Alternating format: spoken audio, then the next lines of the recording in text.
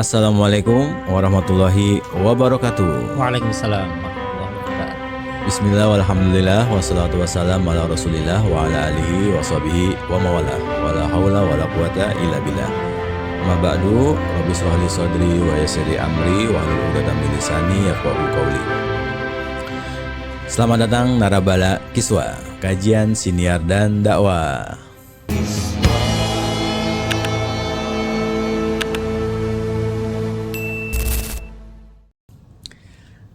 Alhamdulillah, pada episode kali ini kita kembali menyapa Narabala dengan kajian spesial Ramadan. Kita akan membahas tentang substansi puasa dalam kitab Maqasidus Shaum yang dikarang oleh ulama besar bernama Al-Iz bin Abdussalam. Di episode ini kita sudah menyelesaikan sebelumnya tentang etika puasa, dan kesempatan hari ini kita akan memasuki bab baru. Nanti seperti biasa narafiki kita Mas Rizal akan menerangkan teks-teksnya dan juga hal-hal terkait dari fikihnya, termasuk juga dalil-dalilnya. Dari kemarin Mas Rizal sudah banyak mengutip ayat dan juga hadis-hadis Nabi, bahkan sampai ada derajat sahih dan bukan sahih ya. Semoga hari ini Mas Rizal juga masih kritis ya dari beberapa sumber yang sudah dikaji, dan tentunya beliau juga sudah menyiapkan syair-syair beserta terjemahannya. Nanti Narabala bisa mengunduh PDF-nya di link yang ada di dalam deskripsi video. Narabala Kiswah bisa berkomentar ataupun merespon tentang bab puasa maupun hal-hal yang terkait tentang kajian Ramadan, bisa di kolom komentar YouTube maupun di nomor WA yang sudah tersedia. Terima kasih kepada teman-teman Narabala yang sudah memberikan apresiasi, komentar dan juga share kajian ini. Semoga bermanfaat dan membawa berkah buat kita semuanya. Amin amin ya rabbal alamin. Kepada Mas Rizal kami persilakan. Terima kasih Mas Atung. Assalamualaikum warahmatullahi wabarakatuh. Waalaikumsalam. Narabala Kiswah semuanya, seperti biasa kita mengkaji kitab Maqasidus Shaum ya, karya Al-Iz bin Abdussalam. Seperti biasa sebelum kita lanjutkan, kita buka dulu dengan baca surah Al-Fatihah. Semoga yang kita kaji manfaah barokah fiddin wa dunya wal akhirah al diniyah. Al-Fatihah. Bismillahirrahmanirrahim. Iyyaka na'budu wa iyyaka nasta'in. Shiratal ladzina an'amta 'alaihim ghairil maghdubi 'alaihim. Amin. Baik, bismillahirrahmanirrahim. Kita lanjutkan Al-Faslur Rabi'. Qolal mu'allifu rahimahullah ta'ala wa nafa'ana bihi wa bi'ulumihi wa madana bi asrari fid dharaini. Amin. Amin. Kita membahas sekarang Al-Faslur Rabi' fi ma yujtanabu fihi. Hal-hal yang perlu dihindari ketika kita berpuasa. Wa huwa anwa'un. Ada beberapa hal. Yang pertama ahaduha al-wisalu. Wisol, menyambungkan puasa ya. Nah, ini saya rangkum menjadi sebuah puisi ya. Saya baca dulu. Bismillahirrahmanirrahim. Walaisa kullu shaumi fihi mahbub faminhu shaumun yudhammu wa mamnu'. Tidak semua puasa disukai, ada juga yang harus dijauhi. Shaumul wisoli antasu mamusila kullan nahari wal layali la taf'al.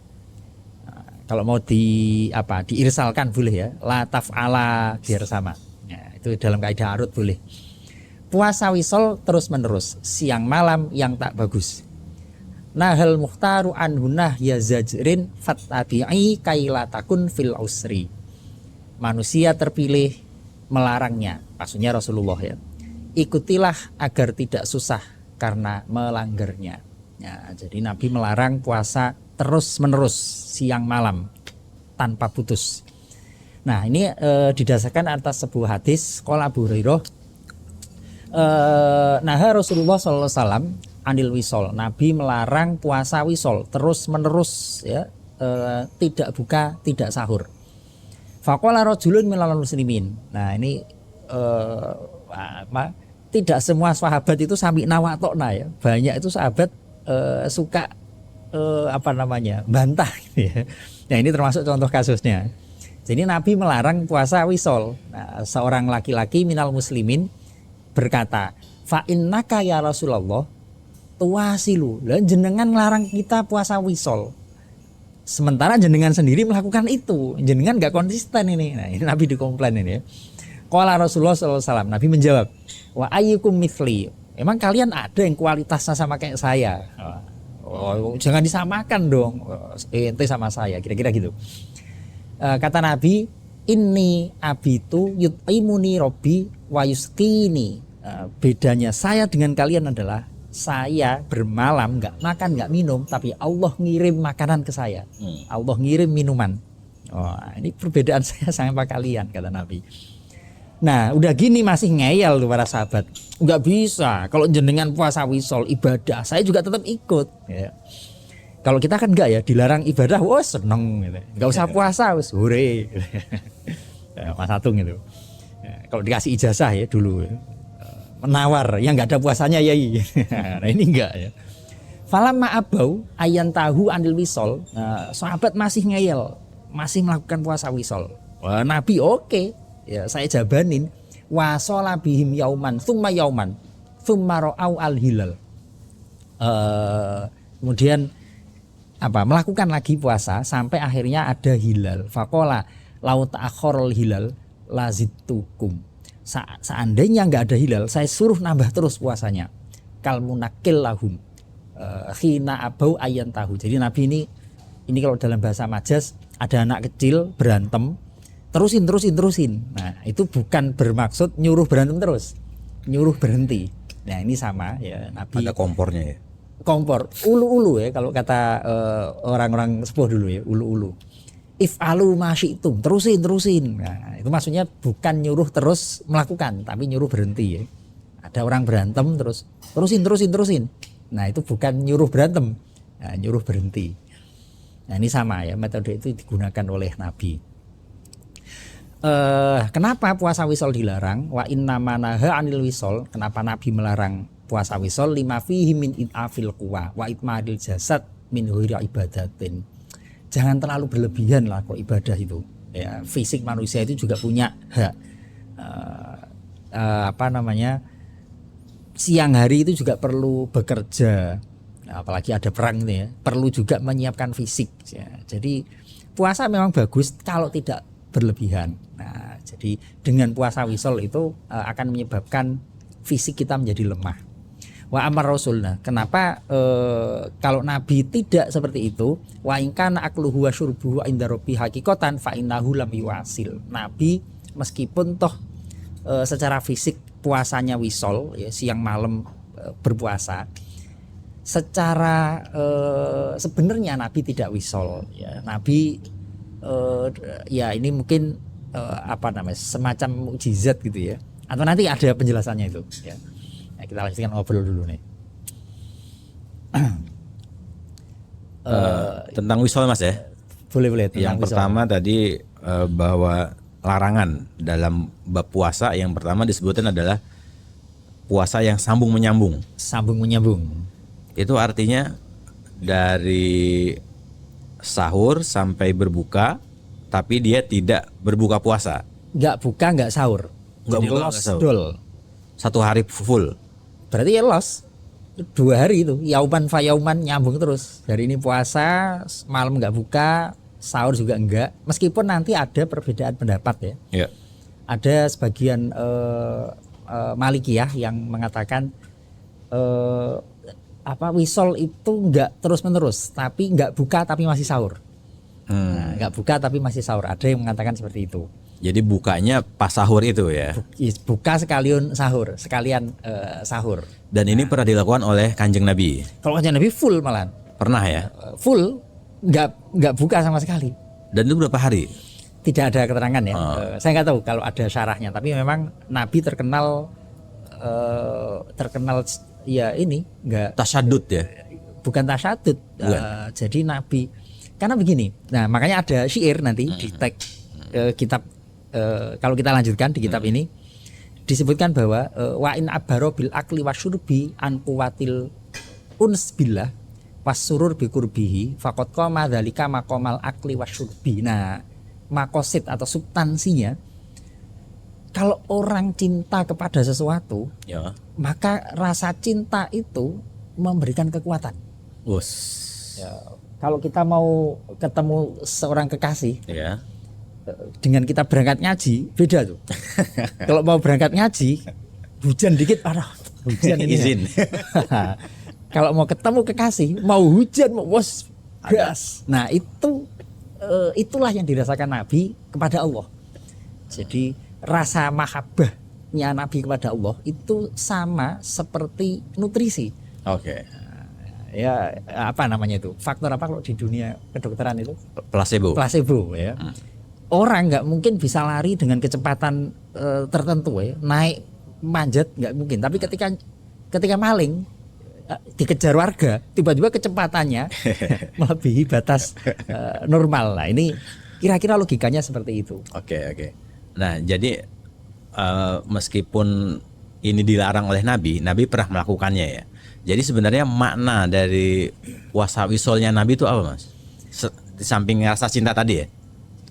Ada dua makna ya. Oke. Satu makna hakiki ya, memang Nabi benar-benar puasa wisol dan benar-benar Allah mengirimkan nutrisi. Jadi tadi disebutkan Nabi yut'imuni wa yusqini. Jadi meskipun saya puasa wisol, Allah memberikan saya nutrisi, kata Nabi. Nah itu bisa dimaknai hakiki, bisa juga majas. Majasnya maknanya tadi itu. Rasa cinta kita kepada Allah ya, kepada zat tertentu itu memunculkan energi, memunculkan nutrisi dalam diri, dan itu menggantikan posisi makan dan minum. Oke. Nah, Dan Nabi juga bilang di sini wa ayyukum misli. Wa ayyukum misli. Jadi seakan-akan tuh bahwa puasa wisol itu khusus buat derajat kenabian. Khusus ya? untuk Nabi. Kalau para sahabat belum ya? Ya Nabi, ya karena itu bedanya. Kalau Anda niru saya, lemah Anda, lemes. Kalau saya terbukti enggak, kata Nabi. Kenapa ya? Yuskini wayut imuni. Bedanya di situ. Nah, kalau menurut analisis Mas Rizal, ini puasa wisol ini yang dilarang ini masuk dalam ranah hukum apa? Makruh kah atau haram atau bagaimana, Mas? Kalau kita cek di fikihnya ya, empat mazhab memang larangannya ini dimaknai hanya kepada makruh saja. Ya, tidak sampai kepada derajat haram, tahrim tidak. Tapi sebagian Syafi'iyah dan Malikiyah memaknai larangannya ini sampai pada haram. Nah, bentuk komprominya ini menarik ya. Hanabilah dan Malikiyah mengkompromikan antara larangan yang sampai pada haram dan larangan sampai hanya pada makruh saja, dikompromikan. Ya sudah, kalau gitu diperbolehkan cuma sampai sahur. Jadi wisol tetap boleh, cuma wisolnya ini wisol yang hanya nggak buka saja. Oke. Jadi buka plus sahurnya sekalian. Dirapel.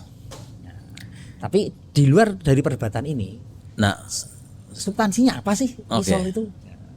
Kalau sampai ibadah itu melemahkan, wah ini jelas bertentangan dengan maqasid syariah, ya, prinsip-prinsip dalam syariah ya. La dharara wala dirara. La yukallifullahu nafsan illa wus'aha. Allah tidak membebani beban ibadah melebihi batas kemampuan. bisa dimanai tadi, Mas? La dororo wala diroro artinya apa, Mas? Itu di kaidah. Wah, ini ulang tahun kiswah ini. Oh, itu pernah asasi kita bahas ya. Nah, la dororo wala diroro. Jangan membahayakan diri sendiri dan jangan membahayakan orang lain. Orang lain. Jadi makosid atau tujuan ibadah itu tidak untuk membahayakan. Tidak ya? untuk membahayakan. Justru untuk apa, Mas? Takorup ya? Apa? Takorup ya. Takorup. Mendekatkan diri ya. Mendekatkan diri. Ini agak keluar tema, tapi mumpung saya ingat, Mas, itu kalau nggak salah ya, di tradisi Jawa itu kan ada istilah puasa ngebleng ya, ngebleng, terus kemudian pati geni, terus Pati ada geni. lagi yang agak unik, yaitu puasa mutih. Mutih ya. Yaitu dia makan dan minum hanya yang putih-putih saja. Iya, putih-putih. Ya. Tepung masuk ya. Nasi, air putih ya, air mineral gitu. Nah, apakah ini juga masuk dalam rangka ini, Mas? Bahwa dalam syariat Islam yang dikenal puasa ya puasa seperti halnya Ramadan. Kalau yang di luar itu bagaimana, Mas? Sebenarnya konteksnya kan mendidik diri untuk tidak terlalu nyaman. Gitu Oke. ya. Tidak dalam konteks mengharamkan makanan yang warna-warni, tapi dalam rangka mendidik fisik kita, dalam rangka menumbuhkan rasa syukur, yaitu biasanya di tradisi tasawuf gitu ya. Bahkan ada kisah ya, jadi ada sebagian ulama itu kalau makan malah dicampur nasinya itu dengan Garam. kerikil. Oh, oke. Biar kan nikmatnya beda ya. Kalau Oke. kita makan langsung ngambil dari piring dengan harus milih satu-satu. Makanya dulu kalau di pondok biasanya dapat kiriman kacang, nggak dipisah tuh antara kulit sama yang sudah dikupas dan yang belum. Oke. Jadi makan kacang kulitnya nyemplung situ. Biar ada kenikmatan milihin. Kesuwen ya. Kesuwen. Nah, jadi jawabannya gimana, Mas? Kalau ada orang yang bertanya tentang puasa-puasa yang itu tidak dikenal di syariat Islam, tapi di luar tradisi itu ada. Yang penting tidak melanggar pakem dan tidak membahayakan. Terus substansi pendidikannya dapat, ya nggak masalah. Jadi boleh-boleh saja. Boleh-boleh ya? saja. Asalkan tadi catatannya secara medis dia tidak melukai dirinya sendiri. Tidak melukai diri sendiri dan tidak sampai pada batas wisol dan bukan mengharamkan makanan yang warna-warni tadi, bukan.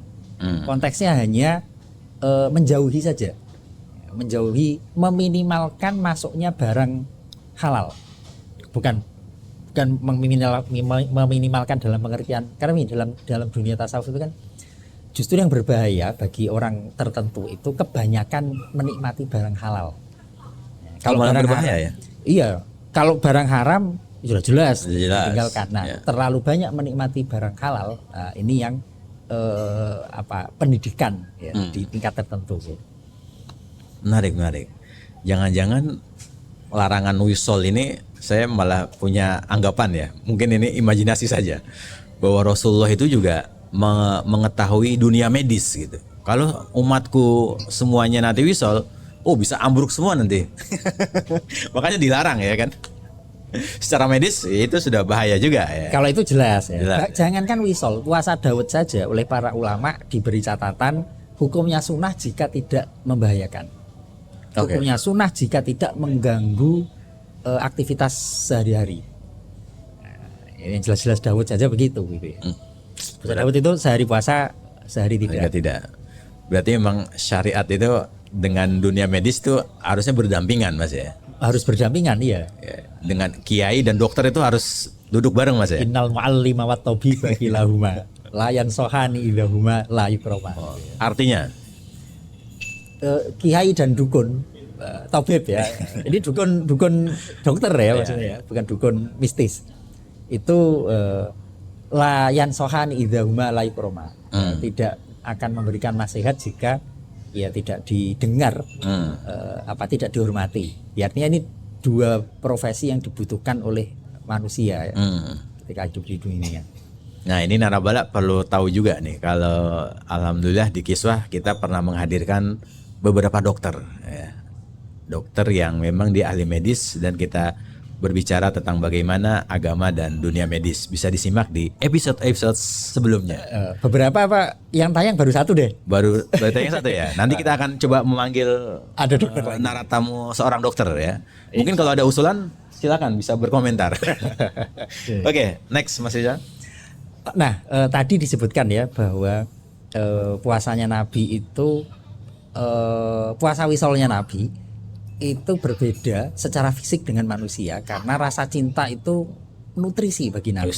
Nah, ini ada kutipan puisi ya, dari seorang yang sedang jatuh cinta barangkali ya.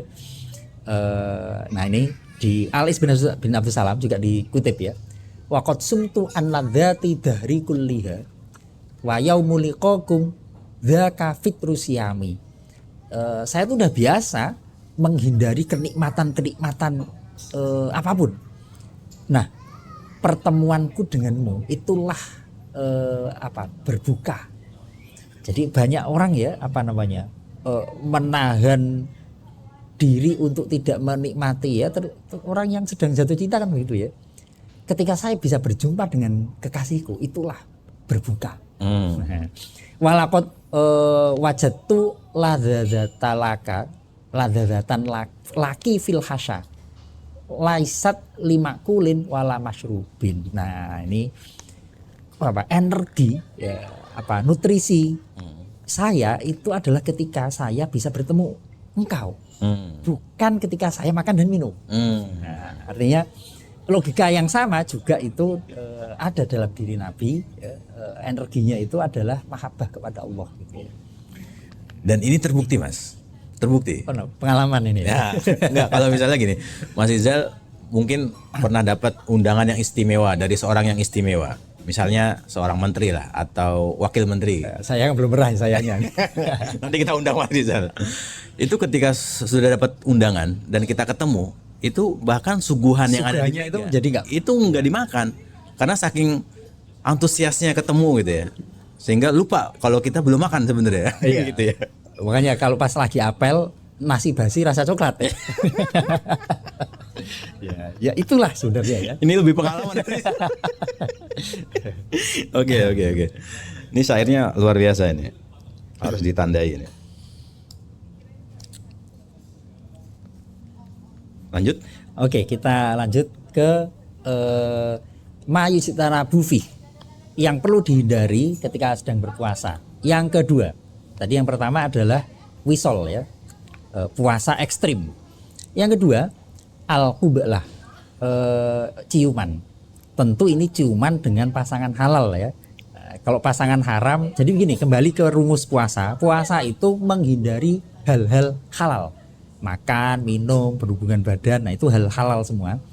Nah, dalam konteks ini qublah adalah ciuman dengan pasangan halal.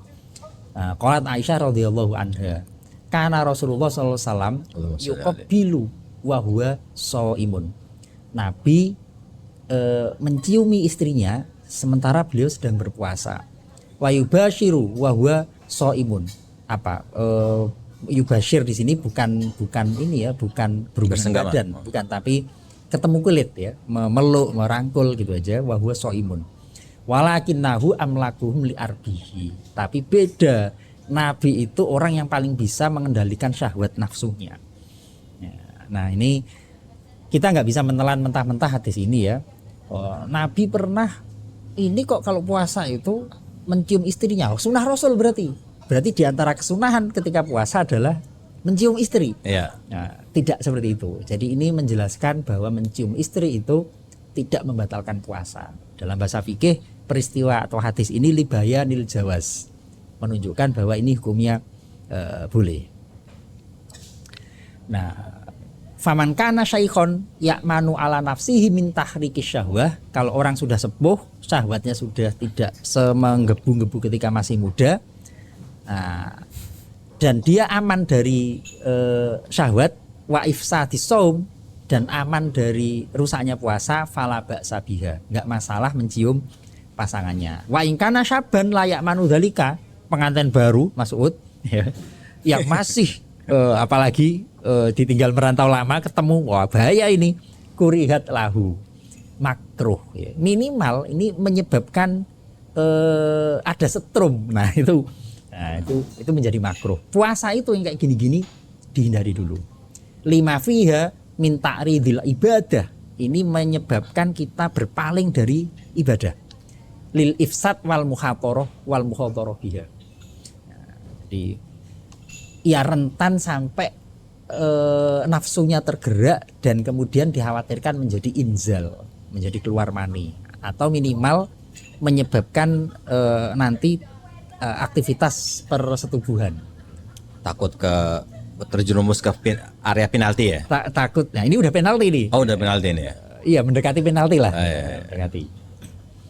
Nah ini kita bisa bahas ini ya. Qublah ini kan larinya nanti ke berpelukan, ke berhubungan badan. Nah nanti mungkin kita bisa bahas ini. Nah ini masuk ke inian Mas Dizal yang kemarin itu, bahwa salah satu makosid atau substansi puasa adalah kita menghindari hal-hal yang kita sukai.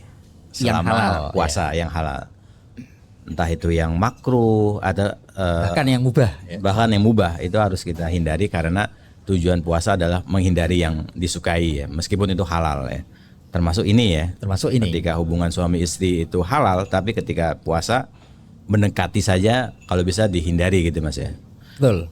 Sebelum ke pertanyaan Mas, saya kok boleh mengomentari nggak Mas? Apa itu? Ini kan hadisnya, mumpung saya punya kitabnya, jadi bisa mengecek secara kata per kata. Di sini disebutkan karena Rasulullah SAW yuqabbilu wa huwa shaimun ya. Iya. Di sini tidak ada subjeknya Mas. Tidak ada objeknya. Yuqabbiluni atau yuqabbilu apa? Sementara kan kalau mencium itu kan ada objeknya. Nah, ini maksudnya apa Mas? Kok tidak ada objeknya Mas? Ini kalau kita cek hadisnya komplit. Oke. Itu kemudian sahabat ada yang mungkin nggak tahu ya goda atau jadi nanya ya. Kira-kira siapa tuh yang dicium? Nah, Siti Aisyah malu-malu menjawab ya. Oke. Ya kira-kira ya siapa lagi kalau nggak saya. Dan ini nggak perlu dimunculkan sebenarnya. Dan agak mungkin secara etika Nabi mencium saya. Ya, kok kayaknya agak tidak saru etis. ya. Iya saru. Tapi ya menyebutkan saja mencium. Ya sudah pasti yang dicium adalah istrinya, salah satu dari istrinya. Nah ini sahabat ada yang goda memang ya. Siapa tuh kira-kira? Jadi perlu dengan inian ya, dengan psikologi lah ya. Tapi soalnya saya terpancing dengan gambar yang tadi Mas Rizal munculkan, bahwa gambarnya itu yang dicium tuh jidatnya gitu. Nah, apakah Nabi juga mencium jidatnya atau area mananya?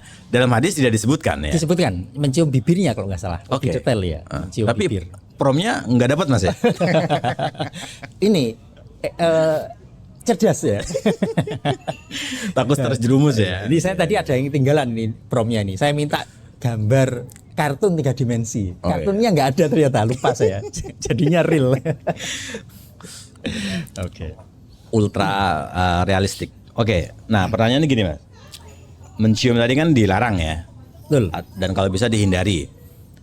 Kalau memeluk istri Mas, bagaimana? Memeluk itu sama hukumnya seperti mencium. Nah kalau gitu mencium kita bahas agak detail. Hukum makruh mencium itu yang apa sih? Nah kalau di tagnya saya munculkan makruh itu. Nah itu saya kasih stabilo. Wa mahal. Nah, ini di kitabnya nggak ada nih.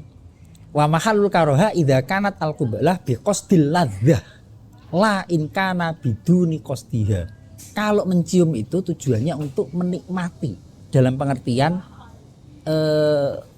syahwat. Nah, untuk tujuan itu.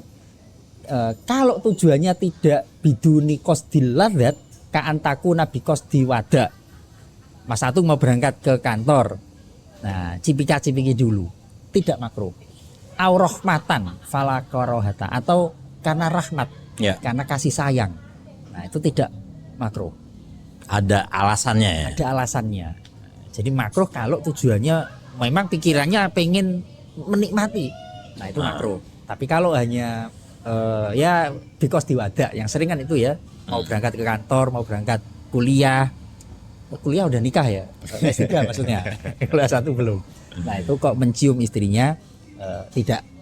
Atau ketika mau berangkat ada mertua, kan gak enak kalau ketika kok perpisahan kok habis mau berangkat kerja kok nggak cipika-cipiki. Maksudnya ini nyium mertuanya. Enggak, maksudnya nyium anaknya. Nyium anaknya, Ada mertuanya. Ya istrinya, ya. Nggak apa-apa kalau itu ya. Nggak apa-apa, tidak makruh. Ya, tidak makruh. Ya. Yang penting tidak ada syahwat. Tidak ada untuk syahwat. tujuan itu ya. Tapi kalau pas sedang momentum lagi tinggi misalkan, ya hindari dulu. Nah, demikian juga dengan pelukan. Pelukan kalau tujuannya biduni qasdi syahwat tidak makruh. Ya berangkat kerja nggak masalah, setelah cipika-cipiki kemudian pelukan. Nah, itu tidak makruh. Ya. Ini mau dibahas lagi tentang hukuman orang yang bersetubuh di saat Ramadan nggak Mas? Waktunya masih cukup. Kalau masih cukup boleh. Sudah mepet. Off sih. Off ya, kita bahas besok kalau episode selanjutnya episode ya. Ya, jadi narabala sekalian, di bab sesuatu yang harus dijauhkan, ini pembahasannya sangat menarik karena kita membahas hal-hal yang manusiawi. Manusiawi. Bagaimana, dan itu harus berkembang ya kan. Apakah ini boleh, apa ini tidak boleh. Ya. Kalau hikmah-hikmah yang kemarin itu mungkin kita sering kali mendengar di khutbah-khutbah Jumat ya, atau selebaran-selebaran. Tapi yang tentang larangan-larangan ini kayaknya menarik Mas. Kita perlu dalami lagi Mas. Gitu ya, diubah maksudnya. Di podcast ini. Oke, narabala sekalian, kita akan mengkaji lebih detail bagaimana larangan-larangan saat berpuasa. Karena waktunya terbatas, kita lanjutkan di episode selanjutnya. Terima kasih, mohon maaf. Wassalamualaikum warahmatullahi wabarakatuh. Waalaikumsalam warahmatullahi wabarakatuh.